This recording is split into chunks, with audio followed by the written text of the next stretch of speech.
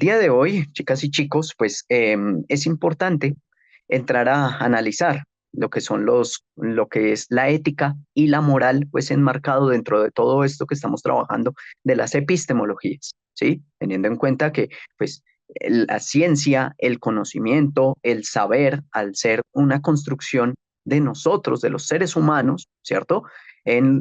Por comunidades y territorios, ¿cierto? Tiene que tener unas implicaciones éticas y morales.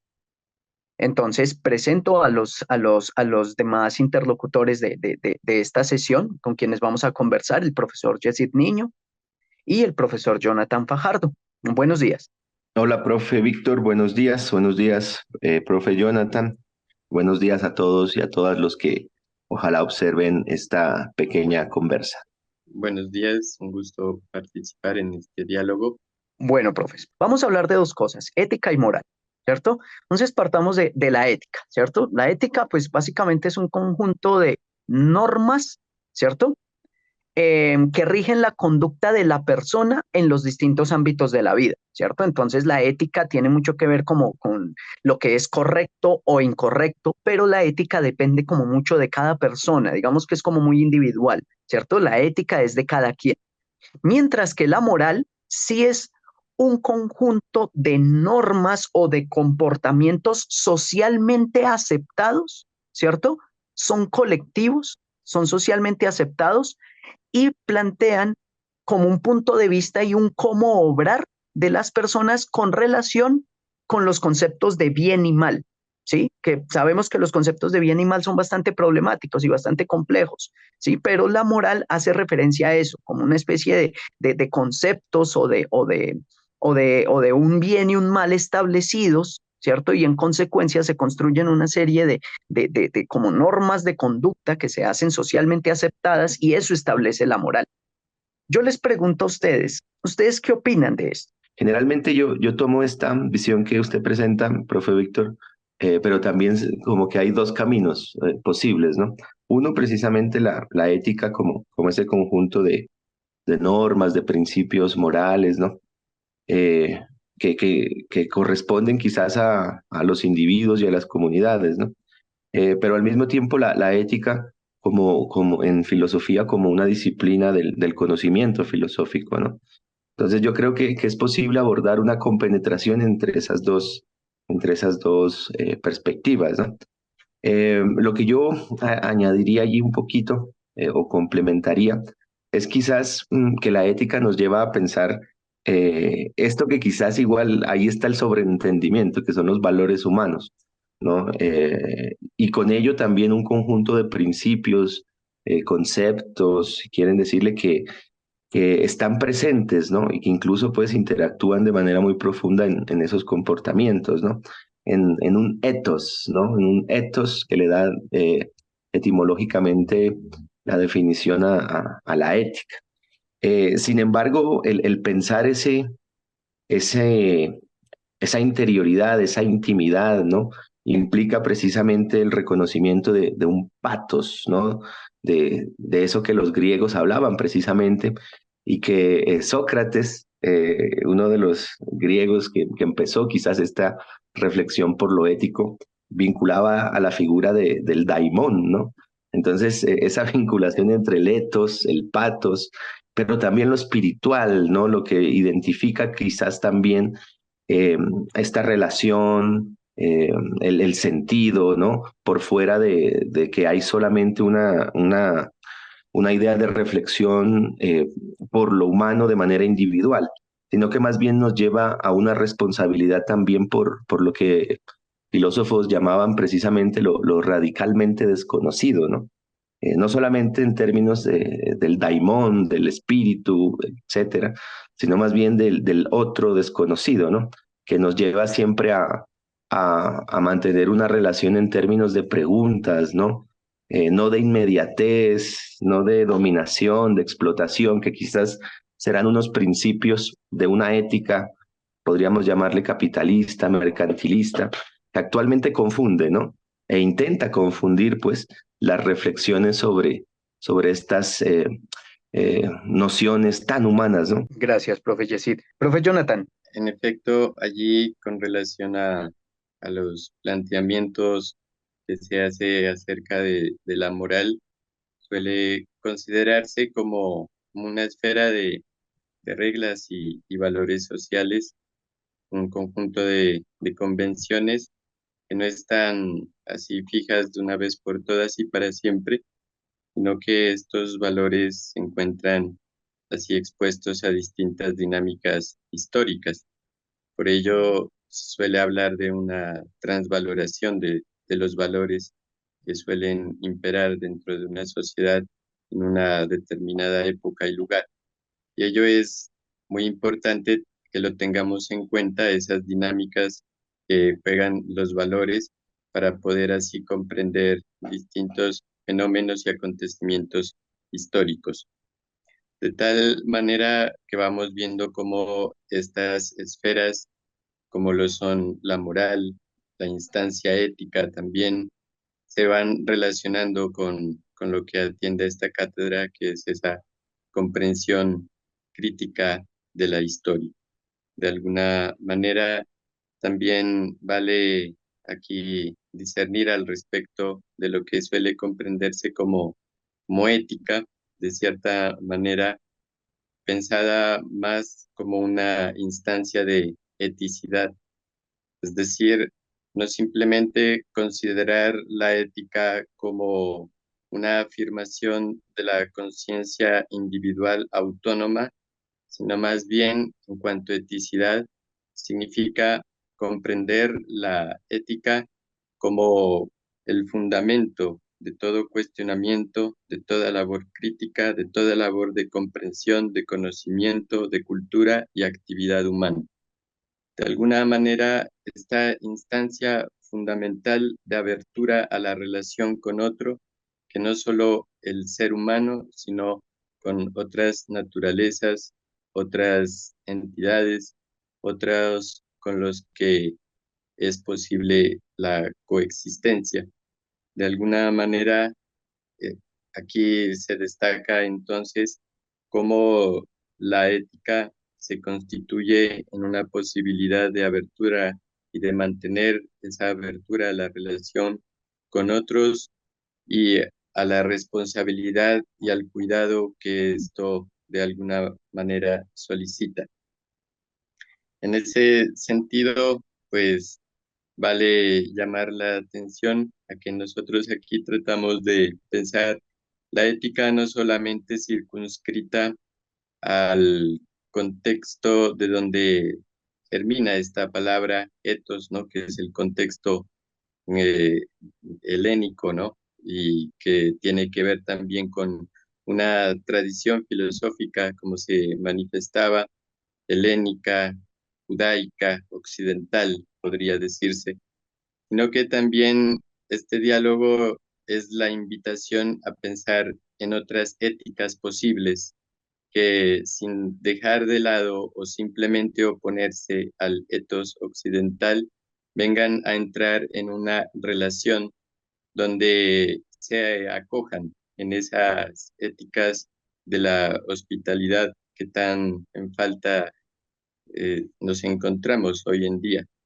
No por acaso tenemos este diálogo posible en torno a las conflictividades, en donde tratar de realizar una reflexión en torno a la ética y a la moral es algo fundamental, no solamente por delinear algunas orientaciones axiológicas para lograr la convivencia basada en los valores y en los derechos humanos, sino también para atender al desafío que constituye estar en esta coexistencia con otras comunidades, otros sujetos y otros seres que no siempre piensan o actúan o tienen los mismos valores que cada uno de nosotros.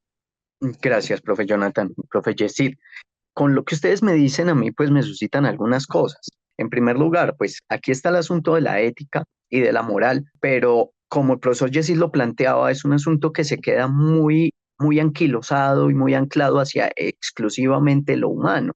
¿cierto? Entonces, esta ética vendría siendo vale, todo lo que es correcto, pero para la humanidad en conjunto. Entonces el profe Jonathan nos coloca aquí en una situación compleja, ¿cierto? En una situación a analizar, y es, hey, ¿y qué pasa con lo no humano? ¿Sí? Entonces es interesante, y de ahí esto yo planteo es, hey, entonces estos conceptos de ética y moral, ¿sí? Han sido transversalizados por una racionalidad instrumental, ¿sí? Es decir, en esa separación entre ser humano y naturaleza o sujeto y objeto de conocimiento, ¿cierto? Esa separación también ha permeado los conceptos de ética y moral, donde lo ético es lo correcto hacia la humanidad y hacia otros seres humanos, pero entonces, ¿qué pasa con lo no humano? ¿Qué pasa con la naturaleza? ¿Qué pasa con lo demás? Además, eso también me lleva a pensar, hey, la ética entonces también se ve transversalizada por cuestiones como lo es, por ejemplo, el racismo. Tengamos en cuenta que el racismo ha establecido que no todos los seres humanos somos iguales, ¿sí? Y que hay seres humanos superiores y seres humanos inferiores. En ese sentido, una ética podría justificar la exclusión, el racismo, la homofobia, la transfobia, el machismo, el patriarcado, la misoginia, etcétera. Teniendo eso en cuenta, ¿cuál creen ustedes que sería actualmente la relación que hay entre ética, moral y poder? Recuerden que el poder, ¿cierto? La capacidad de ejercer poder puede determinar lo que es verdad y lo que no, lo que es normal y lo que no. Y en ese mismo sentido también puede llegar a establecer qué es ético y qué no es ético. Lo que es un valor para mí puede no ser un valor para otros. Y que hay una serie de valores universales que pueden prestarse para diversas interpretaciones desde la perspectiva que yo les he dado. Bueno, no, interesante esa relación con el poder, porque es muy humana también, ¿no? Entonces, al ser la ética una reflexión por lo humano, lo no humano, que me parece supremamente importante, implica también las relaciones de poder, ¿no? Entonces, allí nos lleva quizás a considerar una serie de aspectos. A ver, trataré de enumerar algunos. Primero, como lo decía, al ser la ética como una disciplina del conocimiento que estudia ese conjunto de valores, algunos le llaman el conjunto de valores la moral, para simplificar eso. Entonces, cada persona tiene un conjunto de valores que lo llevan a determinadas acciones, pensamientos, valores que lo llevan a acciones. Eso es como la moral, ¿no? Que puede también expresarse de manera muy general en esos términos. Sin embargo, la relación entre ética y moral es tan importante porque lleva a que la ética establezca un estudio de esos principios. Entonces ahí usted pone el poder. Bueno, ¿y será que qué principios actualmente nos llevan a considerar la reflexión ética? ¿No? Se hablaba de unos principios mercantilistas incluso. ¿Sí? ¿Hacia dónde han conducido esos principios mercantilistas la reflexión por lo humano? ¿Sí? En ese sentido también, pues, me lleva mucho a pensar cómo la pregunta por lo humano, ¿no? Tiene siempre, por ejemplo, desde Sócrates, una profunda relación con lo material. Y Dussel, pues, el filósofo latinoamericano, habla de que al hablar de una ética material o concreta, se habla del cuerpo, ¿no? De las relaciones humanas que se dan a través de los cuerpos. Entonces, allí ya no hay como un criterio de dejar todo en el abstracto. Yo a veces desconfío mucho de ese término, de esa expresión, sino que es una vivencia. La ética es concreta, es material, porque aborda las problemáticas que vivencian los cuerpos, las relaciones humanas, las relaciones incluso con lo no humano, ¿no? Que estamos tratando también de presentar dentro de esta reflexión. Entonces, mira cómo por ejemplo, Sócrates hablaba desde el conócete a ti mismo y hizo una reflexión ética que los llevaba a conocer a través de esa mayéutica, del ser consciente de que tenemos errores, que somos seres vulnerables, ¿no? El solo sé que nada sé es el reconocimiento de nuestra condición como seres vulnerables y que necesitamos eso de otras personas, de otras incluso formas de vida humanas, no humanas precisamente, para llegar pues a esa realización o llegar a ser, ¿no? Entonces mira que antes que una reflexión ontológica, quizás estaría una reflexión por lo ético, ¿no? Kant hablaba luego precisamente de que hay un principio, y no es el imperativo categórico, sino que Dussel mismo lo expone, que es el principio de buena voluntad, ¿no? Que no tiene que verse como algo religioso, sino que para pensar nuestro cuerpo, nuestras relaciones humanas, no humanas, con el otro, se necesita un principio de buena voluntad, ¿no? Eso lo lleva pues a autores, por ejemplo, como Leonardo Boff, a hablar sobre una ética desde el punto cero, ¿no? Que reconoce precisamente eso, ¿no? Tanto el conócete a ti mismo como la vulnerabilidad y al mismo tiempo pues ese reconocimiento bueno, no sé, a algunos no les gusta, pero que somos seres llenos de compasión, ¿no? Que somos seres también que buscan el buen vivir en común, ¿no? Y no desde la perspectiva individualista. Entonces, allí es donde, bueno, el poder sienta. Bueno, si hablamos de un poder hegemónico, que actualmente se llama el poder del modelo económico en el que nos encontramos, ¿sí? Ya le han dicho capitalismo financiero para ser más exactos, que promueve una ideología neoliberal. ¿Cuáles son esos principios? ¿Será que es el principio de compasión, el principio de buena voluntad, el reconocimiento de como seres vulnerables de los que hablaban estos filósofos? ¿O más bien serán esos principios de que han incluso a través, esa es la pregunta por la vida, ¿no? Que han llevado a confundir la idea de vida, por ejemplo, con vida de la empresa, vida empresarial, vida de la mercancía. Sí, no, y precisamente dentro del criterio vida de la empresa, quizás estén resonando fuertemente ideas como dominación, como explotación, como sujeto de consumo, antes que esto que dicen los filósofos, ¿no? ¿Cómo metemos Como, al viejo Sócrates en el poder hegemónico, ¿no? Entonces me resuena mucho esa pregunta, esa inquietud, porque ¿qué principios estamos siguiendo, sí, en relación al poder para pensar una ética? Y con ello, todas las ideas y las acciones y valores, etcétera, que se hablan, por ejemplo, en estas materias que se dan en último semestre en las carreras, ¿no? Ética de no sé qué, ética de la administración, ética de la medicina, bueno, qué sé yo. Y empieza precisamente quizás, ¿será que se preguntan sobre qué principios están trabajándose estas enseñanzas? gracias, profe. Yo diría, actualmente, miren cómo el poder trastoca, ¿cierto? Y ha trastocado la ética y la moral, ¿cierto? Por ejemplo, un principio actual de la ética es la competitividad por encima de la solidaridad. Y yo soy un eterno convencido de que el ser humano es solidario por naturaleza, no competitivo por naturaleza, ¿sí? Entonces miren cómo va trastocando y cómo ha ido ese mismo ejercicio del poder, ¿cierto? Anclado en la ciencia moderna europea, la racionalidad instrumental, cómo ha venido, ¿cierto? Trastocando y cambiando esos, digamos, esos principios éticos, ¿cierto? ¿Para favorecer a qué? Pues a un mercado, favorecer a un sistema económico, ¿sí? El cual no está al servicio de la vida, sino al servicio de sí mismo. Vale mencionar que la noción de poder nos remonta a lo que se refiere a una capacidad, a una facultad. También puede referirse a la soberanía, a la autoridad que tendría una persona, una entidad también para ejercer su voluntad. Y eso no sería posible sin la moral, ya que esta está formada por ese andamio, esa estructura de valores, de creencias, tradiciones que de alguna manera hacen posible que se sostenga ese poder en un individuo y en una comunidad.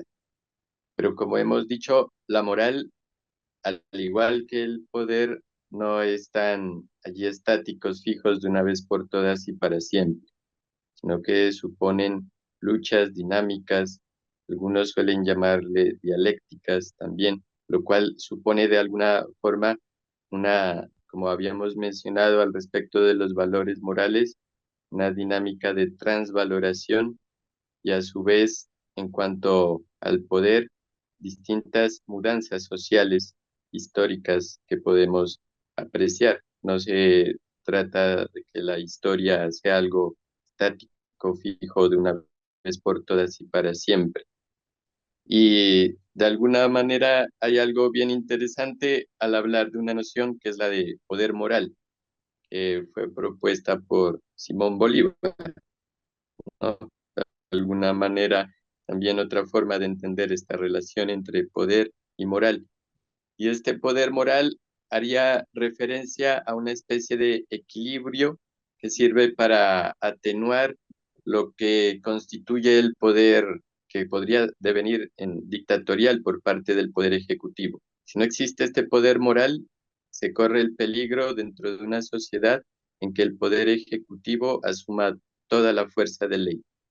Entonces, por ello, la necesidad de ese poder moral, entendido como un principio superior de existencia y coexistencia social. Entonces, es más preponderante ese poder moral que el poder, incluso que el mismísimo poder soberano, de acuerdo a lo que proponía pues Simón Bolívar, ¿sí? Entonces es interesante ver esa posibilidad de comprensión entre poder y moral. Y ahora bien, entre lo que se considera como ética y lo que se considera como poder.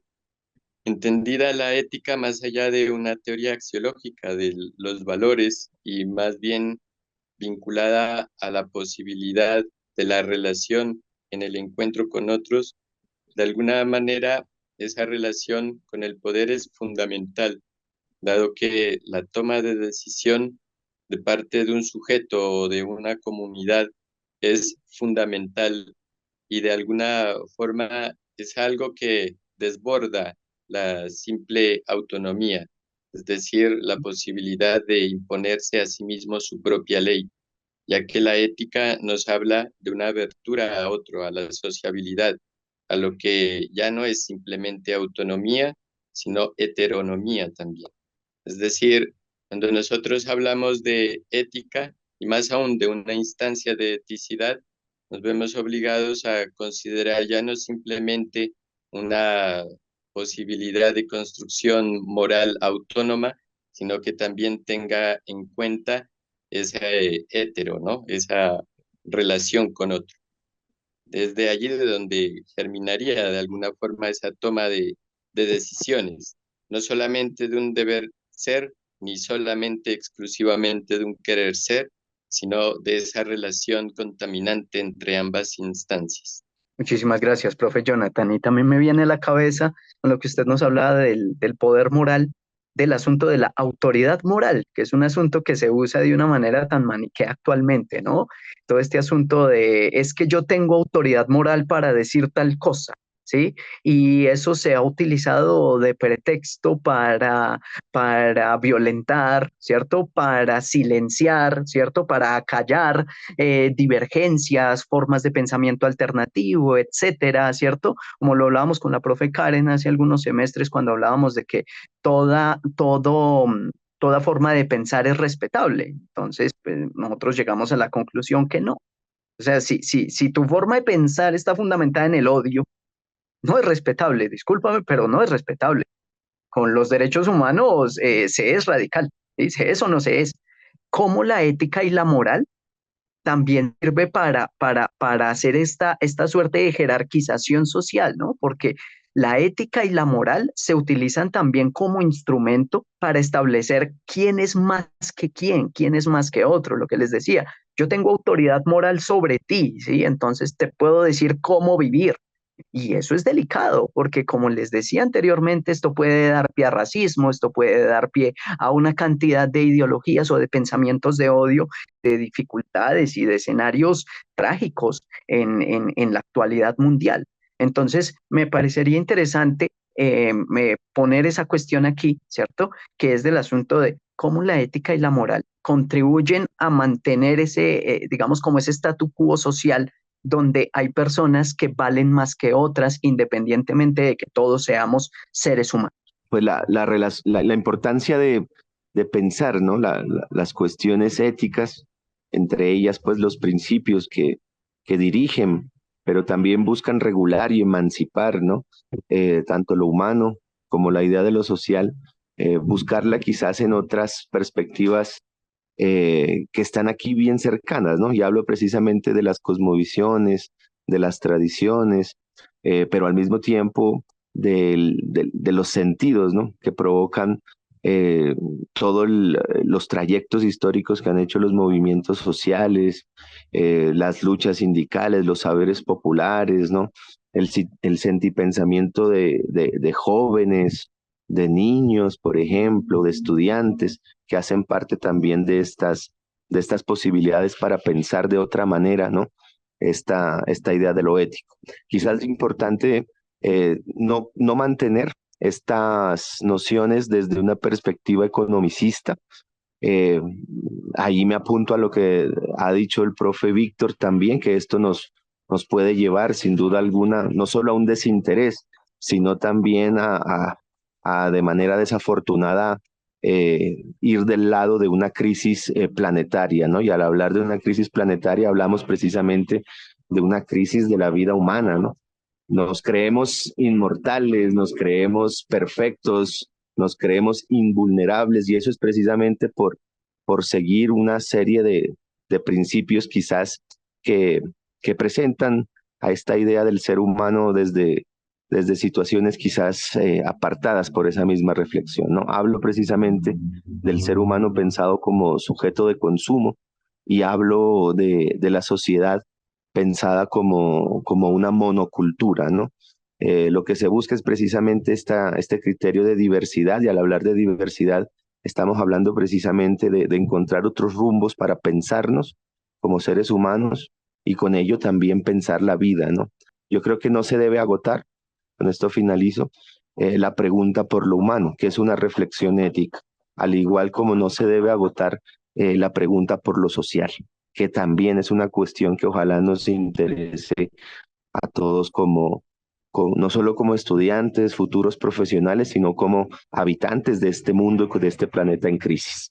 En la actualidad ya no es posible que se considere una ética con alcances universales, una ética fundacionista, ¿no? Al estilo de esas éticas. Y por ello, la importancia, la necesidad y el desafío también de aproximarnos a lo que se considera como éticas plurales, en el sentido de aquellos que, que acojan aquellos modos de ser propios de diversos contextos, no solamente aquel modo de ser unidimensional que desde una moral universalizante se ha querido imponer desde la modernidad occidental. Así, esta posibilidad de éticas plurales nos abre a la consideración de esa existencia de distintas relaciones con los diversos seres con los que se coexiste en las comunidades y las poblaciones, por ejemplo, amerindias, en donde si bien no existe en las lenguas esa palabra tal cual como se circunscribe en el contexto occidental como ética venida del ethos, no se puede negar que existen formas de convivencia, de relación con otro, de responsabilidad y cuidado de la vida que manifiestan estas éticas plurales de las que se venía hablando y que es de suprema importancia que se reconozcan y que de alguna manera se acojan, puesto que son no solamente parte de nuestro patrimonio, de nuestra herencia, de lo que nos constituye, sino que también proponen alternativas de relación con la vida, con los seres espirituales, con las naturalezas, con todo con lo que se coexiste, de donde podemos aprender mucho, en especial para toma de decisiones cruciales en la actualidad en la humanidad. Bueno, profes, muchísimas gracias. Bueno, pues muy interesante pues, todo lo que nos están planteando, ¿sí? Me queda pues como por concluir el reconocer y reivindicar dos cosas. Primero, lo que nos plantea el profe Yesid, ¿cierto? Nos plantea eh, respecto del peligro y del cuidado que se debe tener también respecto a lo ético y lo moral, al entenderlo como una cosa unívoca, monolítica, inmóvil, estática, permanente y que existe por sí misma y para sí misma, y como existe, pues entonces debe universalizarse. Hay que tener cuidado con eso. Y eso se complementa con lo que piensa el profe Jonathan en tanto nos dice que hey, hay éticas plurales. Debemos trascender esto de la ética única, de la moral única, a entender que hay distintas perspectivas que han sido urdidas desde comunidades y territorios y que nos ofrecen otras posibilidades, otros mundos posibles, otras interpretaciones. Apreciadas y apreciados estudiantes, es fundamental que ustedes entiendan que deben tener una perspectiva amplia en cuestiones éticas y morales, no solamente como individuos, no solamente como estudiantes, no solamente como futuros profesionales, no solamente como futuros ciudadanos y ciudadanas, sino como humanidad. Y me parece muy interesante también lo que nos planteaba el profe Yesid, que decía en un tono un tanto pesimista, incluso melancólico, sobre las utopías y lo difícil que es llegar a concretarlas. Yo les digo, hey, no veamos con tanto pesimismo las utopías, porque hace 20 años se consideraban que las distopías eran aún más difíciles de lograr que las utopías, y actualmente estamos a las puertas de distopía. Hay autores que plantean que estamos materializando una distopía posapocalíptica, al menos en términos ambiental y de depredación del medio ambiente. Entonces, así como se pueden concretar y se pueden materializar las distopías, se pueden materializar utopías, pero entendiendo que somos singulares, diversos y diferentes. Muchísimas gracias por su atención.